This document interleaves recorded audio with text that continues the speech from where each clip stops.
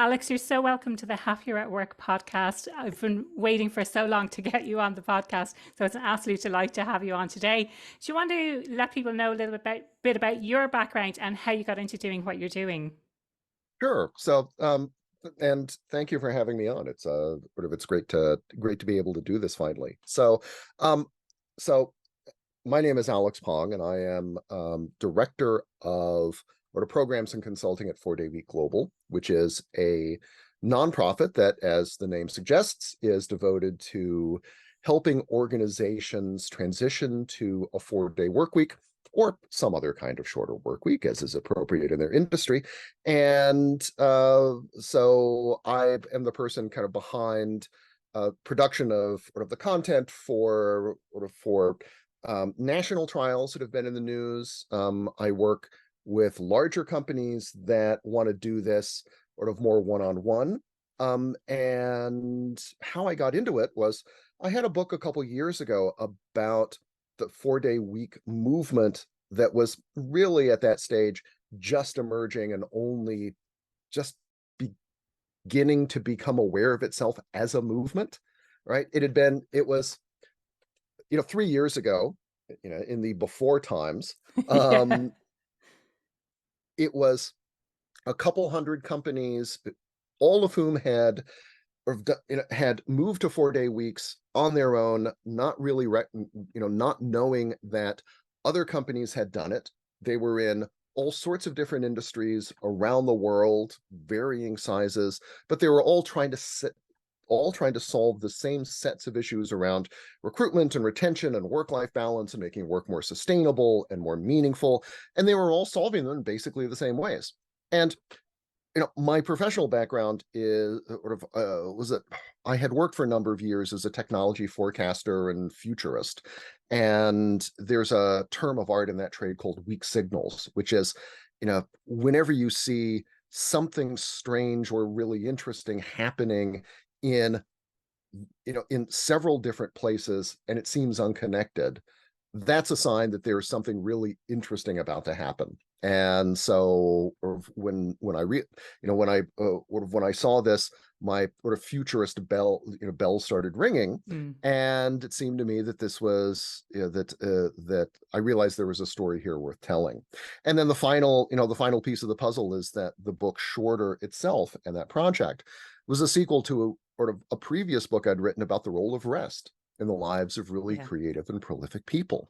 And that book was about how some of history's most prolific and accomplished thinkers, composers, scientists, mathematicians, even generals, and some famous business people had discovered the value of what I called deliberate rest as a tool for both restoring the mental and physical batteries that you spend down every day, but also as a source of new ideas, as a kind of creative wellspring, and as a way of making work or careers more sustainable than they are when you just grind it out every day and assume that you'll sleep when you're dead. The challenge with that book was that it was really about like Nobel laureates and people who had a lot of control over their time, not everybody else, who has to show up at work and deal with bosses, etc. And when and Shorter grew out of an effort to understand how the lessons of rest could be applied more widely for everybody. And the answer was to apply them at scale across an entire organization for everybody. And so that's the backstory or the explanation of who I am and how I got here. Yeah, love it. Absolutely love it. And I suppose for me, where I'd love to start is this idea of rest. And like, I feel like it's something that's come up in a lot of conversations that I've had recently. Rather than, I think we've often got this message of exactly that. I'll sleep when I'm dead.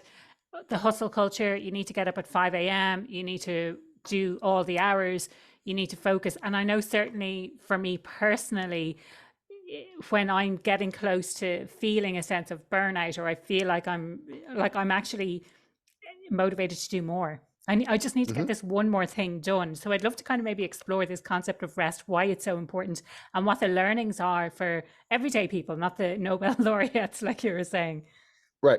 Well, I think sort of to address these issues slightly in reverse, I think that the lessons for rest for everybody are really, they're really universal in the sense that so far as we know, there's nothing unusual about the the like the biochemistry or mitochondria of famous scientists that makes them profoundly different from the rest of us at a sort of cellular level. So what that means is that the importance and the value of sleep, naps, exercise, all of those good things is pretty universal. And the lessons that we learn from whether you are Ernest Hemingway or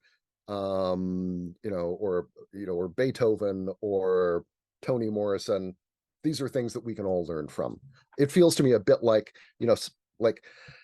if I was a or of a if you're an amateur tennis player, um, you will never be as good as Serena Williams, but there are still things that you can learn from her about the game, about Mm. strategy, about how to train, and so on. And so, but I think that there are a couple different roles that rest turn out to play that are really important that I think are sort of under recognized. Hmm. I mean, the first one is that um, you know it serves as it serves in the short run as a source of new ideas, and importantly as an immediate sort of source of recovery. um you know to stick with the athlete's metaphor for 10 more seconds, one of the things that that sort of smart coaches now sort of recognize is that rest and recovery are just as important as training for sort of developing and sharpening both physical abilities, but also sort of mental ones required for top performance. And I think that you could draw a parallel between sort of the importance of rest for top athletes and for sort of creative people or anybody in a job that requires sort of judgment, deliberation, the ability to work with other people, empathy, all of these things that we tend not to think of as necessarily creative, quote unquote, but are part of almost every job where you're interacting with another human. Um, so, at the daily level, it allows us to perform, to perform those jobs better than we could otherwise. And there's more than a century of research that shows that this is, that um, our capacity to do good work across virtually every profession declines once we are sort of overworking. So we can deal with short bursts of a couple weeks, but at, you know, but after that, our ability degrades substantially, even though sort of we think we're still able to crush it. It's also important, when you take rest seriously, it also serves an important kind of moderating function in that, for people who are really passionate about their work, who sort of like nothing more than, sort of getting into flow, sort of being engaged with ideas or their tasks, that there is a natural tendency, I think, to sort of try and do as much of that every day as you possibly can. And I think when you take one of the things that happens when you take rest more seriously and you recognize its value both for restorative purposes and for creative purposes, is that it helps kind of temper that fire so that it is less likely to be something that's that consumes you when you're young, but rather becomes something that can sort of sustain you for sort of in a much longer career. And so specifically, one of the things that I see or creatives who have a lot of who have control over their schedules doing is redesigning their work days around periods of highly intensive focused work where they have no distractions whatsoever, where they're able to really drill into their, sort of their most important stuff. Charles Darwin moved out of London to the English countryside so that he could have more of this, right? So this is well before sort of email and sort of text messages and, and the cornucopia of other distractions that we all have to deal with. But importantly, these periods of intensive focused work last about 4 or 5 hours a day.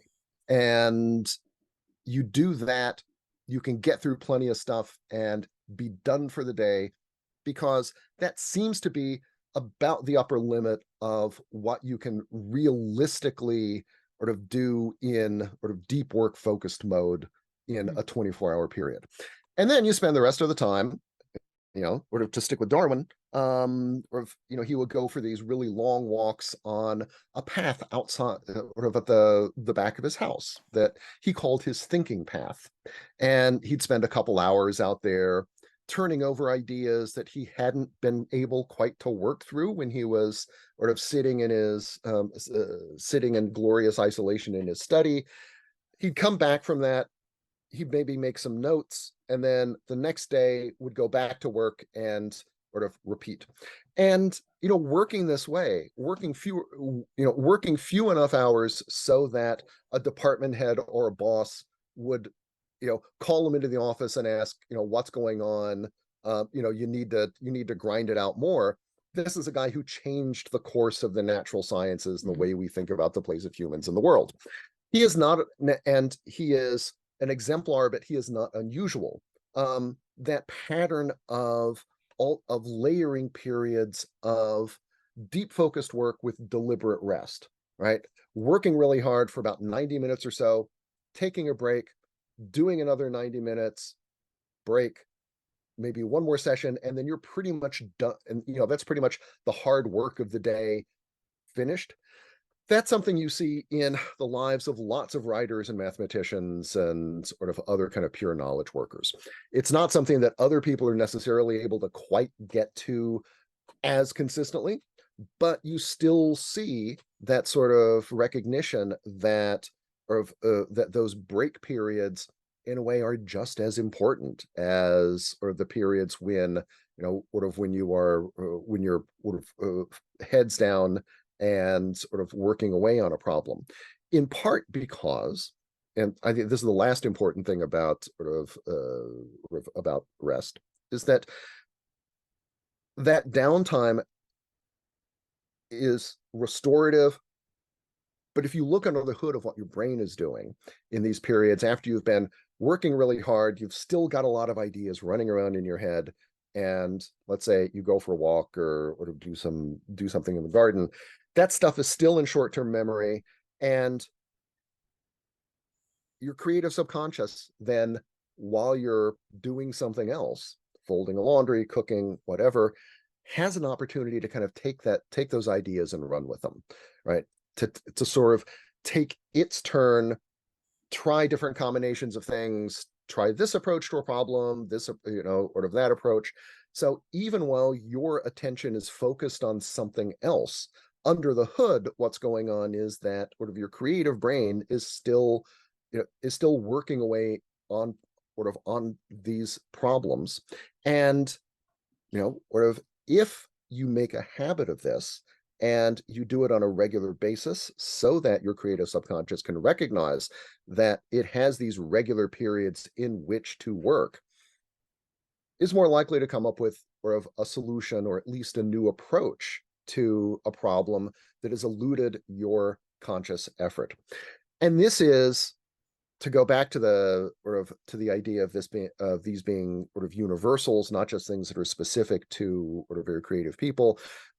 This is a kind of cognitive process that we tap into all the time.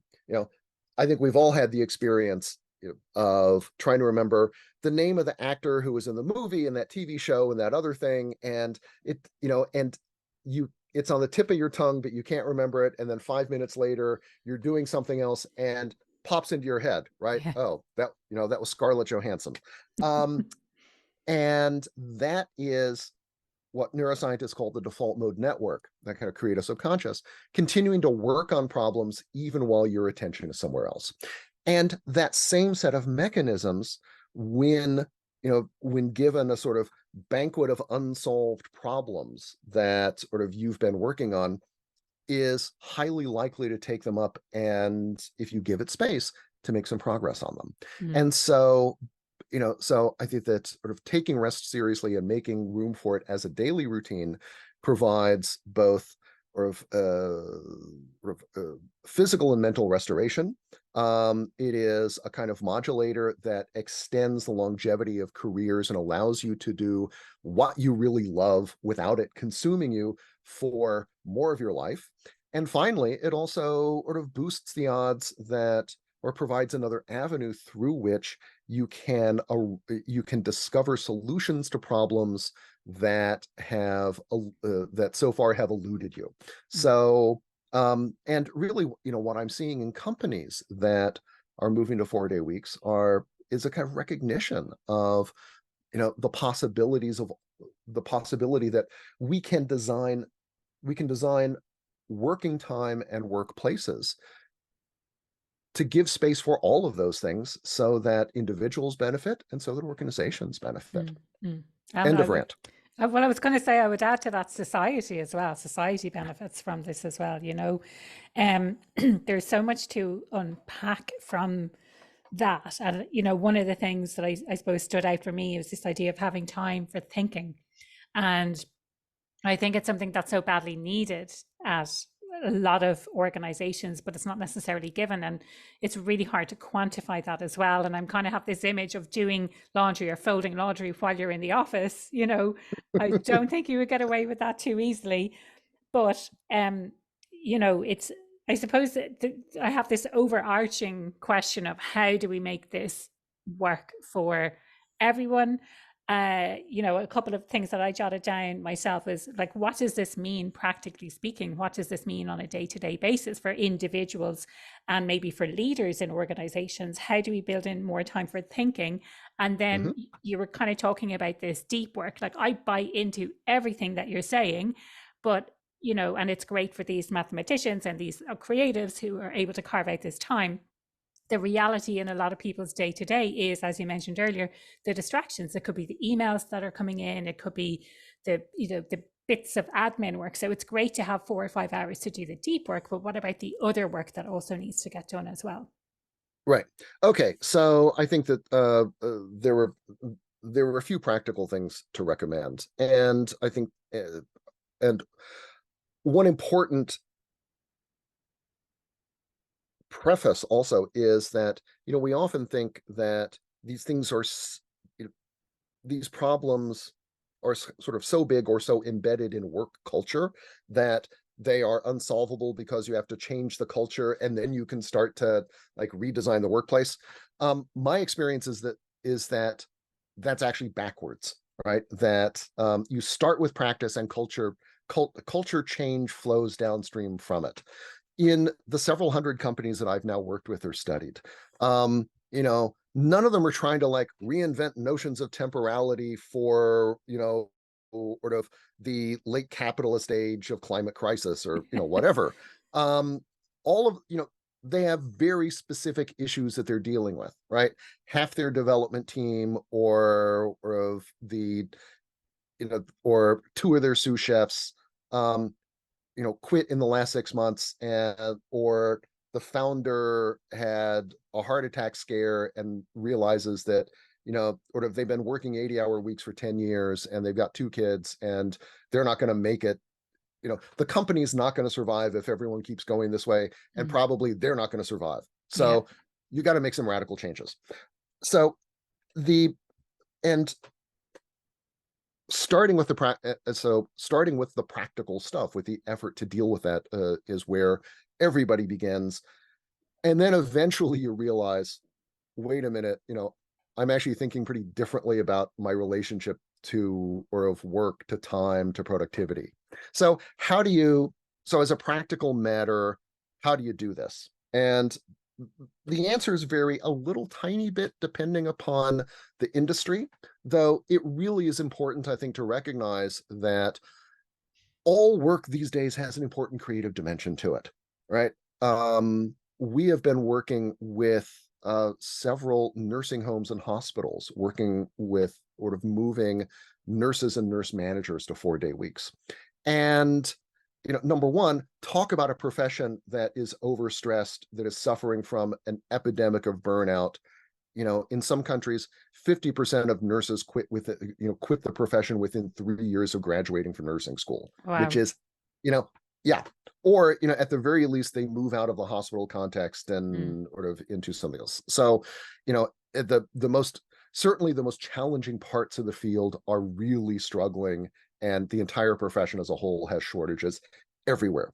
mm, Um, one of the things that I've learned working with sort of nursing homes is that you might not think of nursing or being a nurse's aide as something that requires judgment and creativity, but it absolutely does, right? You have someone with, dementia, getting them up, getting them dressed, figuring out, what their mood is, mm, and working with that so that they can have a good day. That actually requires an awful lot of skill. And the problem that that we have in too many societies is that we don't give that the honorific of creative work that sort of we give to essentially people who are on podcasts with lots of with big bookshelves behind them. Sort of For anyone those who's people. listening and not watching on YouTube, Alex is describing himself. Yes, sort of I squarely fall in the sort of in the kind of canonical description of a knowledge worker, mainly because people like me have been the ones who've gotten to sort of define what knowledge work is, and we have defined it way too narrowly. But okay, so that's one of the reasons that this stuff is applicable across a wider variety of industries, whether you are sort of a professional, you're a tradesperson, white collar, blue collar, salaried, hourly. Okay, so one of the things in almost all of these workplaces is rule number one, or to protect the deep work. Mm, That there is, you know, just as just as individuals benefit from having periods where they can really focus in and sort of ignore emails, Slack channels, etc., so too do organizations. And I think actually there's a little evidence that there's a multiplier effect when entire sort of groups do it. That partly, when when everybody else is in deep focus mode and nobody is bothering anybody else, everybody is able to concentrate better. Nobody has to worry about either interrupting or being interrupted because you're all in the same schedules. And it's also a little bit like going to the library during finals, right? When um you're you have that experience of being in a room studying with lots of other people. None of you are necessarily studying the same things, mm. but being in the presence of other people who are concentrating really hard Yeah. has a kind of sort of social contagion Yeah. sort of effect. So, and I think that recognizing that as organizations that people are capable in those deep work periods of doing in 2 hours, what would normally take 6 semi-distracted hours to do is, and that people will feel better about the work, um, and be able sort of to do it, probably be able to do it to a higher quality is thing number one. Number two is eliminate the distractions, right? So I think there are lots of companies who are doing things like having meetings only on particular days of the week, or implementing rules that say that it's okay to be off email, or that for most of the day, or that you should only check your email, let's say at 10 a.m. and at 3 p.m. And otherwise you are not obligated or expected to sort of interact with it because for the rest of the day. That's not necessarily possible in every profession, but if it's something that you can get away with, then, particularly if your colleagues are doing it, and honestly, our colleagues are the greatest sources of both, they're both productivity amplifiers and our greatest distractions. If you do it together, then those kinds of rules can have sort of real power. It's also the case that implementing those periods of deep work naturally kind of creates a sort of well in which people are not going to be sort of interacting with Slack, etc., much less Facebook or Zappos. And then the final thing is recognizing that there really is an important social and collective dimension to these problems, and that the most enduring solutions come from collective action rather than from trying to rather than trying to go it alone. That the fact that we all have these challenges of figuring out how to make work more sustainable in our own lives, of figuring out how to carve out time to actually get work done in offices that often are like, essentially like carnivals of distraction, and to more effectively use tools that sometimes want to redirect and commodify our attention so that they can sell it to advertisers. The fact that we all have these problems, much less the ones around work-life balance, dealing with children while building careers, etc., which are other universals. The fact that we all have these problems suggests maybe we should all solve them together. And, one of the other great lessons that I think 4-day week companies teach us is that by banding together, by finding common solutions, by changing around the structure of the workday itself and the way that work happens, you are able to create solutions that are far more powerful, that are more enduring, that do not create zero-sum games or put you in conflict with your colleagues, but rather create situations in which all of you are working together in order to work better, more sustainably, and I think the evidence is now showing to work happier. Love that. You're speaking my language now, Alex. Working Yeah, I'm happier. trying. This is it. I love the idea that you're talking about social contagion, and how when we see our colleagues doing something specific or changing the way they behave, then it's kind of an opportunity, or almost gives us permission, I think, to do that as well. Mm-hmm. But also that they can be our greatest source of distraction as well, whether it's coming over to us in the office, or being in an open plan and being impacted by noise and things like that, or just a pop-up message on Slack or whatever channel that you have active at the time. I think really, really interesting insights around that. I love this idea as well that you mentioned about practice. So putting into practice what it is that you're doing, and not expecting to go through this entire culture change program. And then out of that culture change program, things are going to happen differently, but actually rather more organic, where you put into practice what you're learning about how to work more effectively, how to do better work, how to be more focused, how to reduce distractions, and work, building in rest into your working day, so that then becomes the workplace culture, as opposed to having a culture change program, for want of a better word, and then having that kind of come out of the culture change program. Love this idea of thinking differently about how we use our time and what it means to be productive, because I think oftentimes we confuse being busy with being productive, and I'm guilty of that myself. It's so easy to get stuck in reactive mode, and you're getting stuck into emails, or you feel like you're responding to things so that you're actually really busy, but in fact you're not getting the really important stuff done that's going to make a difference for you in your career or for the business. Right. No, the problem with that is not that sort of it feels bad in the moment. The problem is that it feels good in the moment. And but it is not good for us over the long run. And like so many things that deliver a high, but or turn out to come but turn out to or of extract a price later.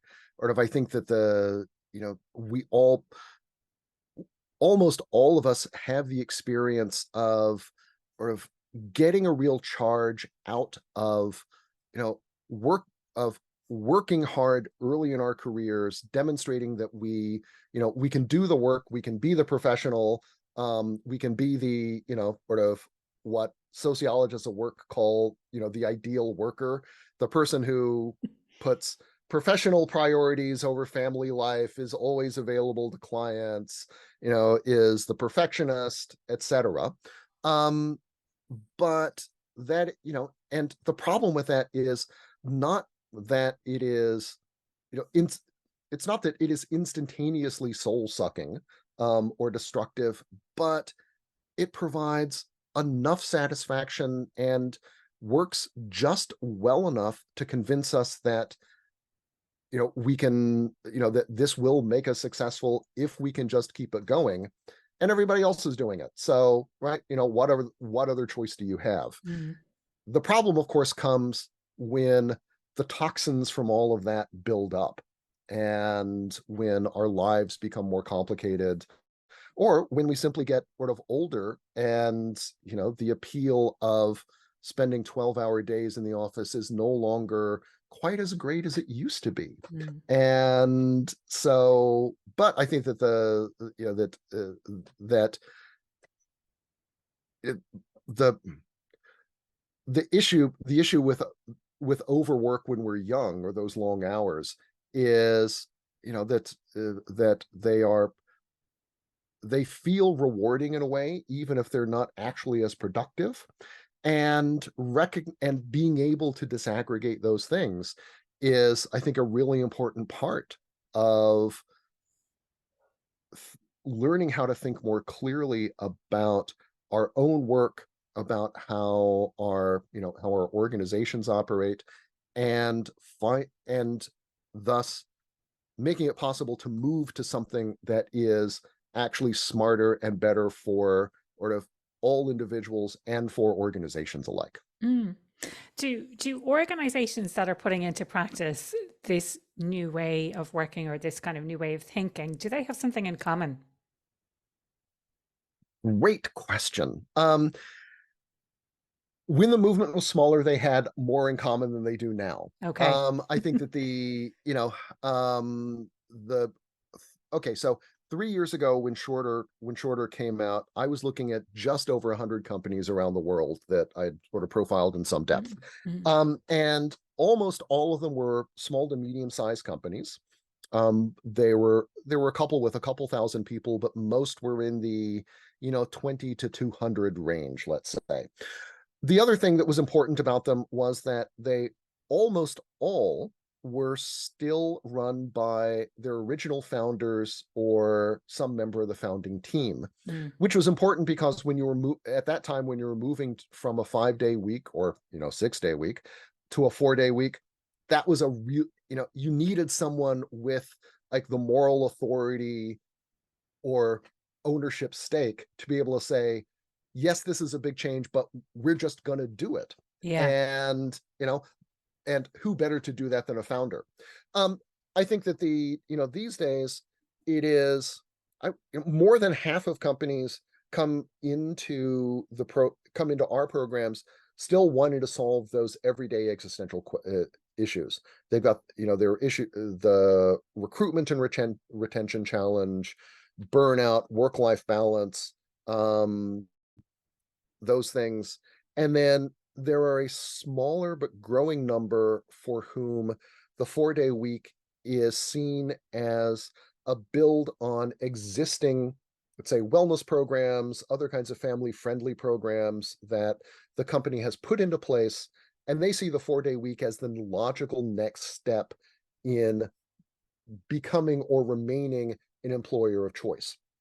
Another factor these days is that for some is an effort to kind of to strike a new bargain around work time and work presence. Mm. So it might be you got a 4-day, we want you back in the office 2 days a week because honestly, there is certain kinds of work that really happen best and most effectively when everyone is around a table looking at a prototype, and you can, we can get through this review really quickly if everyone sees the same things, and also if everyone can see other people's body language, Mm. and sort of understand that whether someone is really enthusiastic about, let's say, a design change or an edit, or whether they're mainly being polite.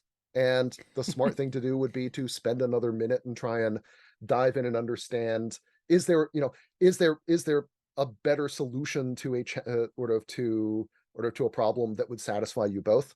That kind of stuff is really difficult to do over Zoom. Mm. But if you are, even for sort of empathetic workers, but it becomes really possible to do or of when you're physically proximate. And so a 4-day week may, can for some employers be an opportunity to say, okay, the deal will be you get a 3-day weekend every week forever, but but let's be all together in the office or of on Tuesdays and on Thursdays. Mm. And that's, and they may also be experimenting with other kinds of, or of forms of hybrid work or flexible work. And so this might be one of 2 or 3 experiments that they're running. Mm. But I think that, so, there were, so those are the main things that kind of bring companies into the program.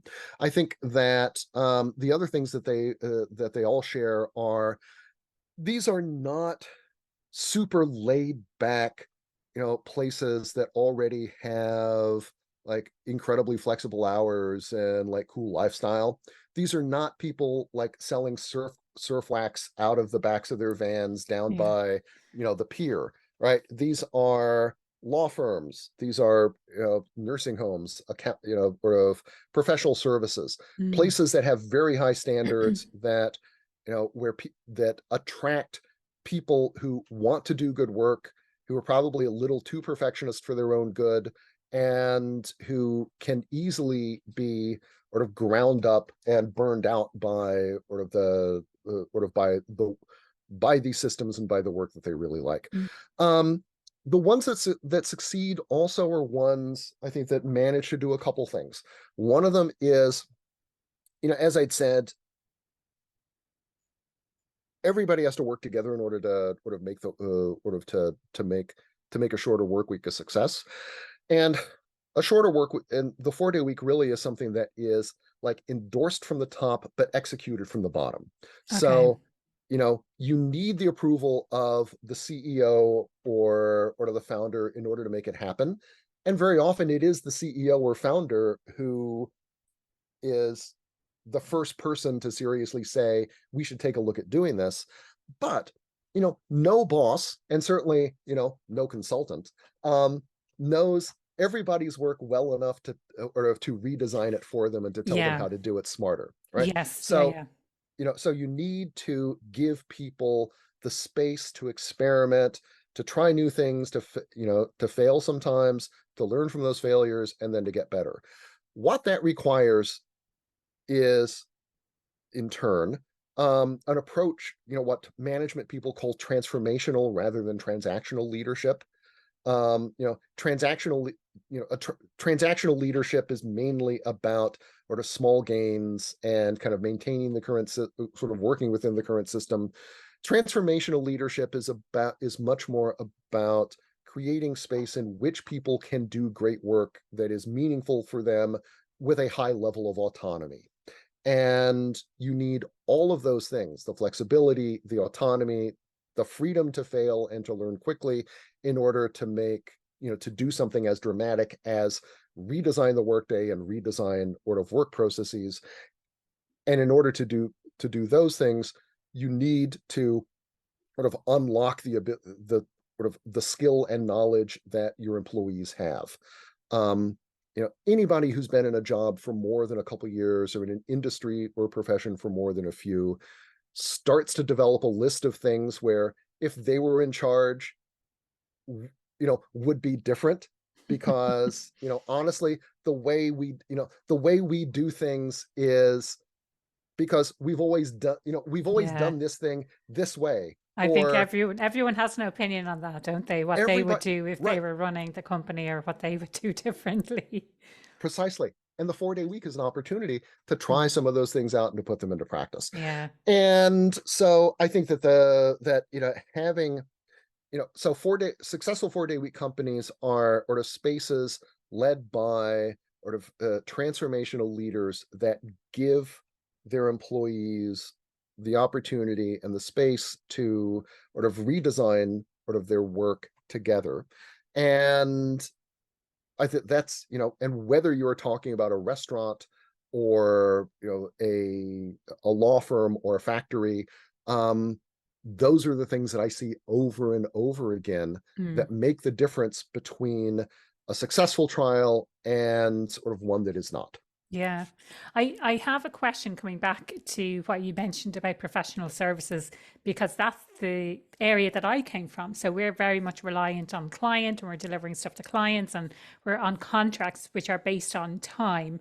And I know Hmm. certainly from, and I've talked about this in previous episodes with Andrew and Charlotte from the founders of the 4-day week in relation to professional services. How do you account for things like that? So the examples I think we had or that we were looking at were law firms and accountancy firms that are done by billable hours essentially. Now we Hmm. had different kind of contracts in place, but essentially it boiled down to the number of client facing time or the number of hours of work that you completed for a client. How do you factor those kind of things in when you're working, when you're, I suppose, transforming to this kind of model?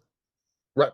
Okay. There are a few professional service firms that move from hourly billing to value-based or project-based billing Which before is the brilliant. implementing a I 4-day mean, week. it's the way forward. I think is the value Which based.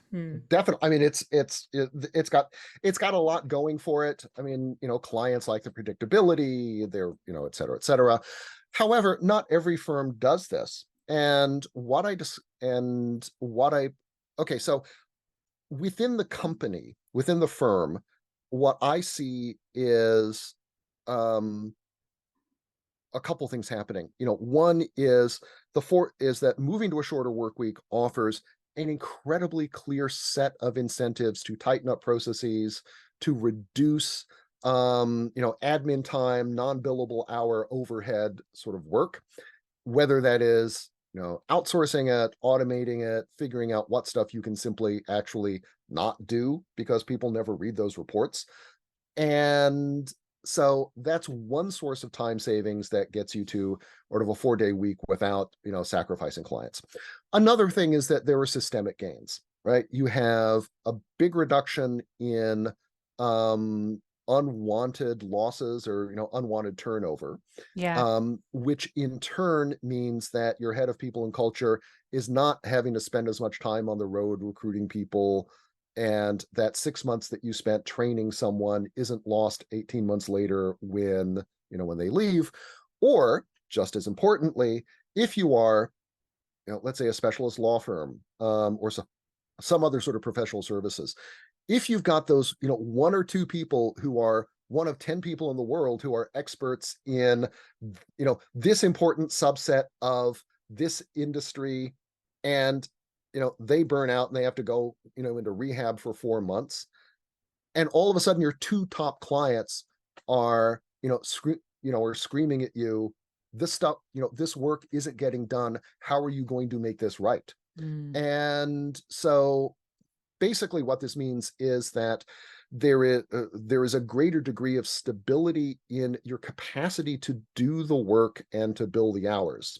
And so even in places that see a little decline in the number of hours billed in any given month, the total number across the year goes up because you are able to better predict your supply of labor, and you'll have and you've got fewer surprises. On the client side, in talking to about, at this stage, 250 or so professional service firms about this issue, I have heard one story of one client who said, a current client who said, this isn't going to work for us, and one prospective client who said, I want someone who's going to sleep with the phone under their bed. Yeah, That's yeah. just, that's just who I am. Yeah. Incredibly, even in places like, law firms, advertising agencies, PR, clients are some of the biggest supporters of 4-day week experiments. It needs to be explained properly, right? I think you need to lay out for them that you're not doing this because you've hit, sort of revenue issues, and therefore, this is part of cost cutting, which is much less of an issue these days. I think in 2018, let's say, that was one of the first questions that would have come to mind, right? Is this part of financial retrenchment? But that it's a positive, and you explain how that's so.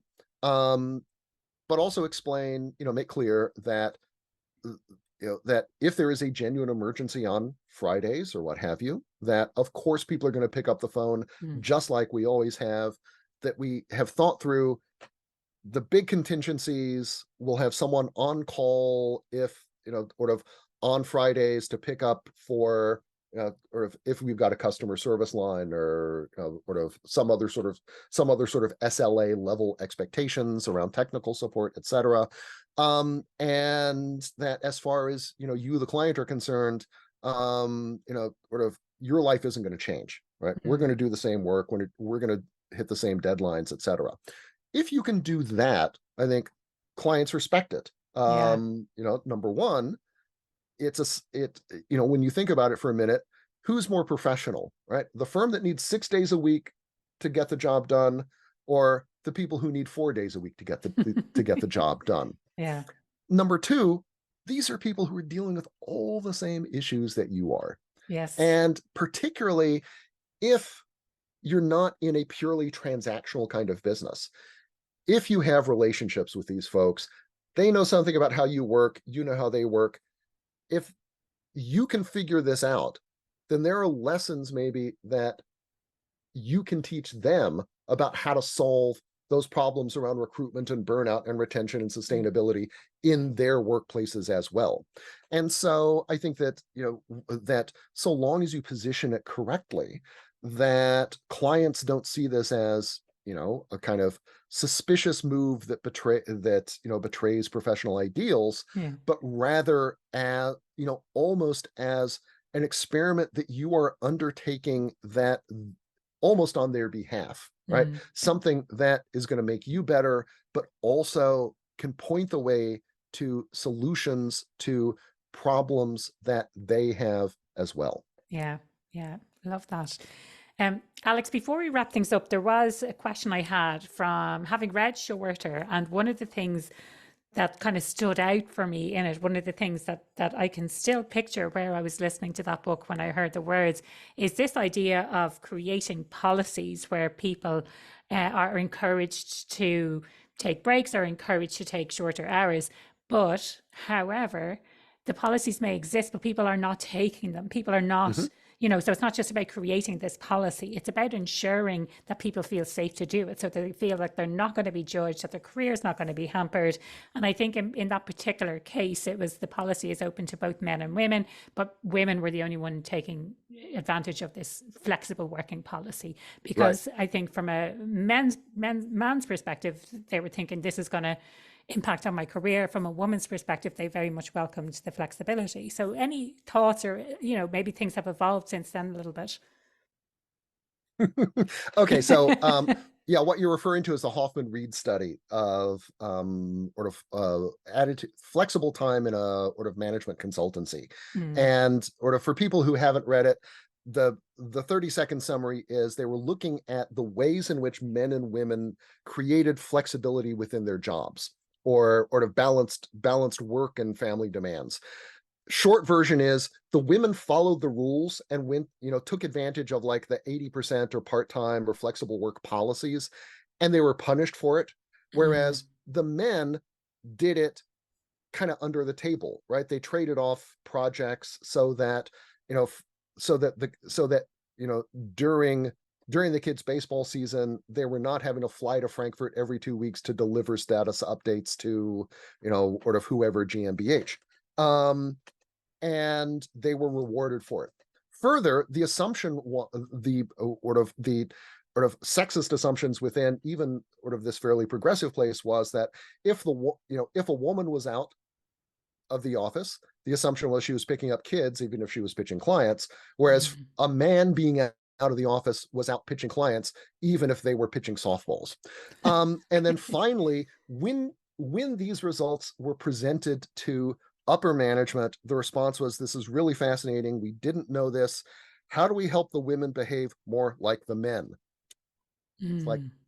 okay, As opposed to let's take helping us the men behave more like the let us please take a step back here women. and sort of rethink a couple things. Yeah. Now, one of the things that does this happen or does it happen as much in sort of in 4-day week companies? And I think that the answer sort of sort of the tentative answer is no, because everybody is doing this, and because everybody's success depends upon being able to work together in Yeah. order to create that kind of flexibility and that sort of free time. And so, my ability to go home Thursday is not dependent upon how efficient I am individually at increasing my efficiency by 20% or whatever. It depends not just on my ability to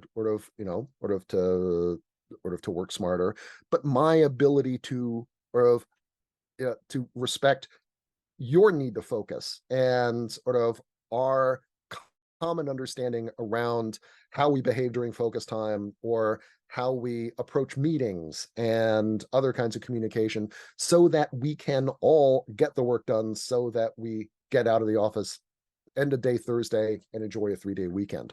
The other important thing about it is that it starts at the top, right? Mm. It's, the other way that you keep people from thinking that this is, this is a trap, or that I will be able to, sort of to accelerate my career by not participating, is if you see the boss doing this, that's a pretty powerful signal that That it's actually the okay. rules have changed, right? Yes. Yeah. And I had one boss say, and it's not just about following the rules. It's also that this begins to rewire your understanding as a leader, as a manager, around the relationship between professionalism and sort of working time.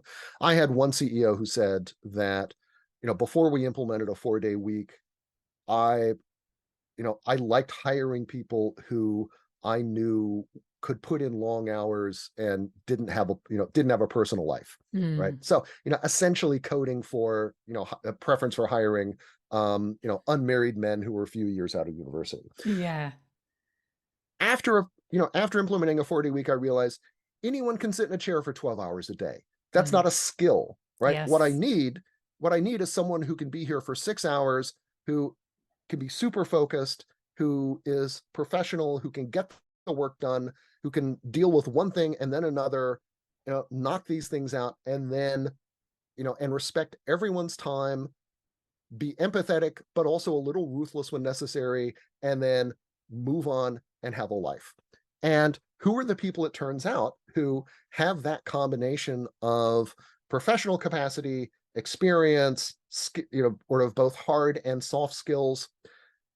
It was sort of the working moms in his sort of company, right? These were the people, number one, who tended to be a little older, who had more experience, who very often had been just as productive working, let's say, your 3 or 4 day weeks as the people who were full time, but just Mm. weren't recognized for it. Yeah. But who in a four, but who in an office where everyone was working 4-day weeks, go from being slightly marginal figures of, kind of questionable or questionable professional dedication, to being exemplars, right? Yeah. These are now the people who have the skills that you want to emulate, who are working in the way that you want to learn how to work. Mm. And so I think that turning this from an individual choice that then reflects or is interpreted as reflecting, your own profession, your own sort of professional dedication, your obedience to the standard of the ideal worker in a traditional 5-day week environment, the sort of place that Hoffman and Reed were studying, versus a 4-day week environment in which everybody is working together, not individually, to Mm. achieve these goals, means that the impact, the outcome, is very, very different. Collective action is the most potent form of self-care, it turns out. Love that. Brilliant. And, it sounds kind of like we're all in this together. We're all it's not individualism and I'm competing against you for time or for clients or for resources or whatever. We're all working together towards a common goal, which might be the 4-day week. But in addition to that, it's the common goal of what the organization is trying to achieve as well, with a very direct link between what people do on a day-to-day basis and what the organization is achieving, has achieved, is trying to achieve. Yes. Alex, absolutely loved this conversation. The question I ask everyone who comes on the podcast: what does being happier at work mean to you? For me, it's about doing, it's about flow and meaning. Mm. So in the short term, the short term, it's about flow, right? It's about being able to do work that is extremely absorbing, that makes good use of my abilities, that, I can sort of sink into and lose myself in for a few hours. However, flow is something that you can achieve like playing video games. And so flow itself is not enough. You Mm. need, for me, um, work, doing work that also has meaning, that is going to have some longer term, more enduring value. And the great satisfactions of the work that I'm doing now with 4-day week global is that it very much provides both of those things, Yeah, right? A yeah. constant stream of really interesting problems to solve that, I think are going to, that, when solved, help make people's lives demonstrably better at, Mm. at potentially a very big scale. So Yeah. that's what being happier at work means to me. Yes, love it. Incredible, incredible work. And Alex, if people want to reach out, if they want to connect with you, if they want to find out more about you or 4-day week global, what's the best way they can do that? 4-day week global, is at 4dayweekglobal.com. And then I am, or on, I'm not doing that much on social media, partly because my favorite local platform has been taken over by a madman. So, Yeah. and I really haven't Say no migrated more. to, no, I mean, And has I been don't, renamed as well, strangely. yeah. So we won't say anything else about it, but, Yes. um, the and also I'm thinking about a new book, kind of sketching things out, so I'm consciously trying to do less there. My Mm. own website is called Strategy and Rest, and it is www.strategy.rest. Rest, now very conveniently for me, being a top level domain. And then, I think, though, the as with any writer, I think that the sort of my my most important speech is actually my work, is actually the books. So, Mm. those are Rest and Shorter. Though if you're in the UK, there's a new edition of Shorter called Work Less, Do More, which actually I have right here, which came out sort of just a couple months ago. Brilliant. So, with a fabulous new cover that's kind of inspired by mid 20th century Brazilian, sort of architecture and design, Yeah. which is actually where I lived as a kid. So sort of it's a really appealing cover Yeah. for me. Yeah. So, but, sort of, if you really want to find me, Rest and Work Less, Do More Brilliant. is where to go. Love it. Thank you so much. Thank you so much for your time today. Absolutely loved this conversation. Oh, thank you. It's been a real pleasure.